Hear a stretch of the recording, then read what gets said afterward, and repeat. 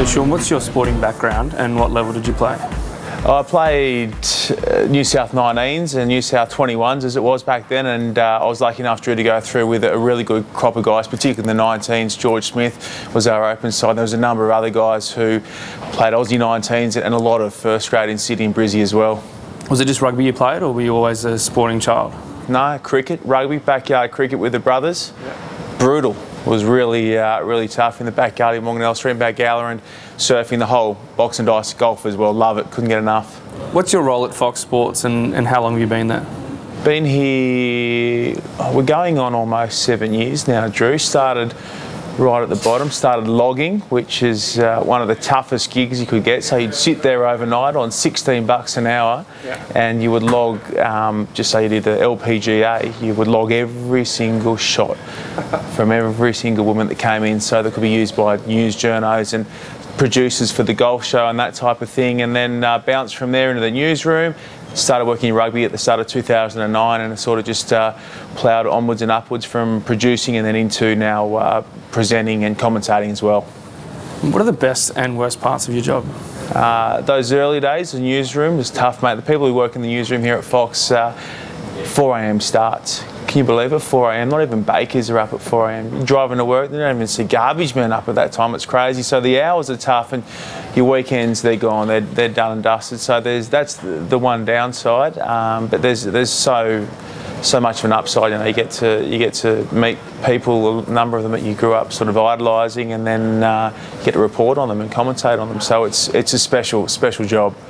What do you look for in sporting talent that transfers to good on-air talent?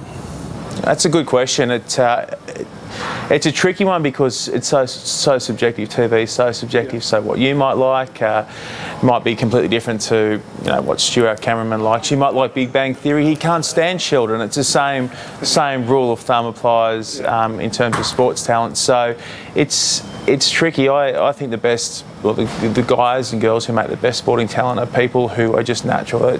They realise that it's not that big of a deal to be in front of the camera, and can then impart what they've learned or what they know to the wider public and not make it too specific. So, a good example for you, you've done bits and pieces for us at Fox, is being able to not dumb it down, but just to make it understandable what you're saying in terms of your analysis of a game to a broader bunch of people. And also I like sporting talent, and I guess talent in general, just people who just speak like you would in day-to-day life. I mean, the key thing is for me is if you've got a young niece or a nephew or a child, you've got to be really good in the way you run your words up and down.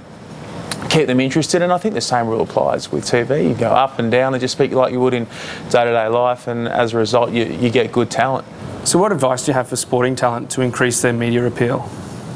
I think just that. I think just be themselves. I can't stand people or sports people who just roll out the same garbage week in, week out. I understand the news cycle, and I understand that it can be quite repetitive for them to do it across 27 weeks of a regular NRL season or 20 weeks of a Super Rugby season. But you've got to keep in mind also that the people reporting on that, the people watching it, they're running through the same cycle, so they're looking for something different than you, and they just want to see people be themselves, basically. And what was the path that you took to get to where you are now? Basically, just as I touched on earlier, just got in at the ground level, and I think it's the same as it is in sport. If you don't make it happen yourself, no one is going to spoon feed it to you. It's just not the reality of it. If you want it, you have to go and chase it. You've got to be dogged in the way you approach it. You've got to be willing to learn on the run. It's almost like, in a lot of ways, media is identical to sports in that it is subjective. And if you want it enough, though, you can go and get it. You can make it your own. So that's the way you can make it become a reality if you want it enough. You've told us you've covered a number of sports. In your opinion, what's the easiest and the hardest sports to cover? In terms of reporting on, one of the easier sports probably is golf. Golf's quite easy to cover in terms of the match package, or the round packages and that type of thing, because it's quite clear the shots tell the story. You'll see that the good journos, though, or the good reporters, doesn't matter what sport they're covering. It's all about the pictures. That's what it's all about. It's TV, and it's all about the pictures. It doesn't even matter so much sometimes the result, as long as you can get the pictures in there and let them tell the story. So the hardest, I don't know, I've done mud wrestling, I've done wife tossing out of Scotland, I've done the cheese chase in England. That was an eye-opener. But the best ones to cover, I mean, obviously love my rugby and really enjoy that. But all sports, I mean, all sports give you the opportunity to showcase something that can, you might be in a position to capture something that lasts forever, or showcase a picture or a moment in a sporting game that lasts for a long, long time. You and Swaney generate a lot of content for Fox. Is that something you do just for a bit of fun, or do you think that rugby in general needs a little bit more of that?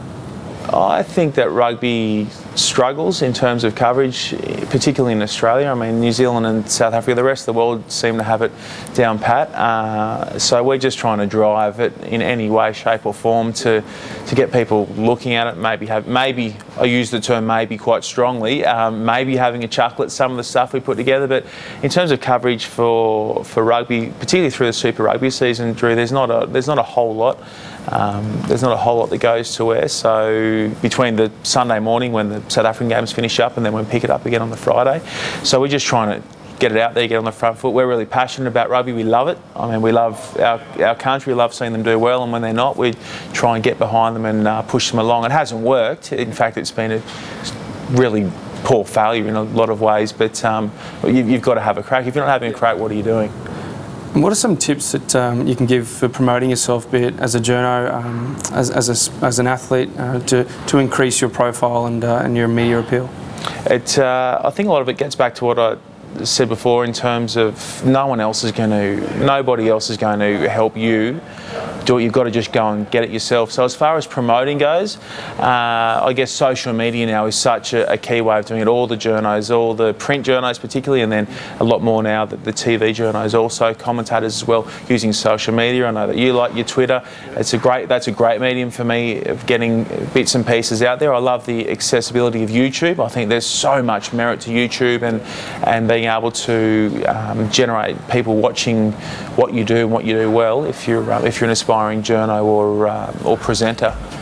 Great, no worries, and thanks very much for your time. Always a pleasure, Drew.